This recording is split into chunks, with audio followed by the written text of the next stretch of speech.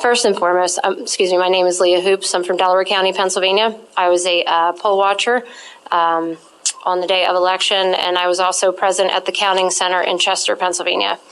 So first and foremost, thank you to this committee and all those involved, and especially Senator Mastriano and former Mayor Rudy Giuliani. To our fearless and brave president, thank you for being our shield and putting us first, and I am forever grateful. It is an absolute honor to be a part of this hearing and to finally have an opportunity to speak about what took place in Delaware County, Pennsylvania. I feel as an American that it is my duty to help protect the integrity of our elections, not just for me, but for every American. There are many who have lost life and limb for my right to vote. I want to give a brief introduction and history of how I got involved in this election. 4 years ago, Donald Trump came down an escalator, and I knew that he was here to take back our country. I was born and raised in Delaware County in a conservative home. I was taught from an early age to love thy neighbor, defend your country, and by all means, always speak the truth. I took those values throughout my life and applied them in every avenue possible, which brings me up to the present. And about 18 months ago, I became a volunteer and assisted with a campaign for a magisterial judge. In that process, I was approached by my current chairman and became an appointed committeewoman for the Bethel Township Republican Party. In conjunction with my committee position, I also started volunteering for the Trump campaign, registering voters, and assisting with events. During this time, I started a watchdog group and reached out to the Thomas More Society. Now, associates, we've been focusing our efforts in election integrity. Our greatest efforts have been in following closely the newly elected and completely Democrat-run Delaware County Council and the Democrat Majority Election Board. This also includes any and all contractors, support staff, and any key players involved. What we found was actually concerning. Not only was private grant money used from the Center for Tech and Life owned by Google and Mark Zuckerberg, but pop-up voter sites were also approved. These pop-up voter sites were placed in heavily Democrat cities, including Chester and Upper Darby, Pennsylvania, in which case the grant money from the CTCL was used to pay for electioneering. It was literally a one-stop shop. Walk in, apply, get your ballot, submit, and you were out the door. But where this didn't take place was in heavily Republican and independent areas. Let's also make note that the voting machine warehouse supervisor is a Bernie Sanders delegate, who is also solely responsible for every scanner, machine, V-card, and all machines with absolutely zero experience in this area. The real story is the $2.1 million spent to move the counting center from the courthouse in Media, Pennsylvania to the north and Chester.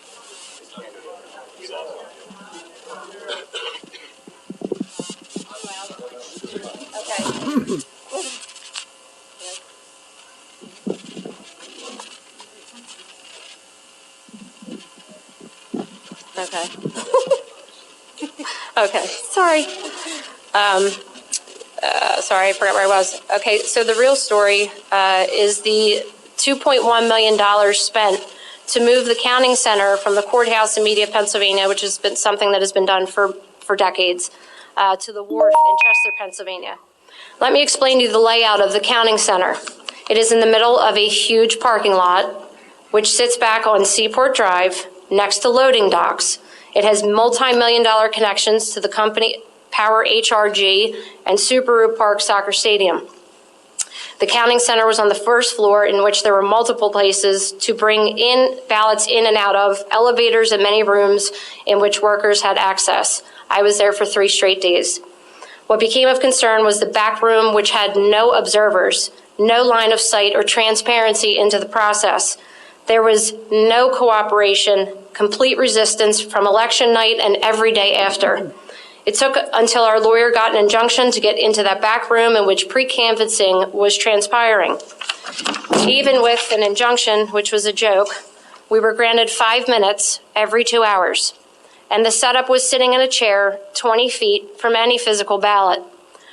I truly wish I had enough time today to recreate what I witnessed and felt during those moments, but we did not gather here today just for me and my experience, but rather a collection of experiences from Americans like myself. What I hope to achieve is for the public to understand is that we have stuck our necks out, have been intimidated, threatened, bullied, have spent countless hours away from our families, friends, and jobs. We have signed affidavits under penalty of perjury, which should be consideration enough to know that this is a very serious issue. I'm here for one thing only, and that is to speak the truth. This is not about party. This is about my country. Every American deserves transparency, truth, and be able to question those in power without fear of intimidation, bullying, or backlash. I hope this committee takes action if needed, and justice will be swift to anyone involved in fraudulent activity. The Republic is angry, disgruntled, tired, beaten up, and ready to defend this country. Yes.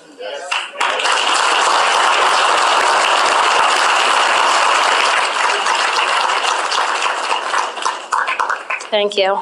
Without election integrity, we are just another banana republic. I thank you again for your time, efforts, and service, and it is an honor to be here and to be part of a historical moment. Thank you.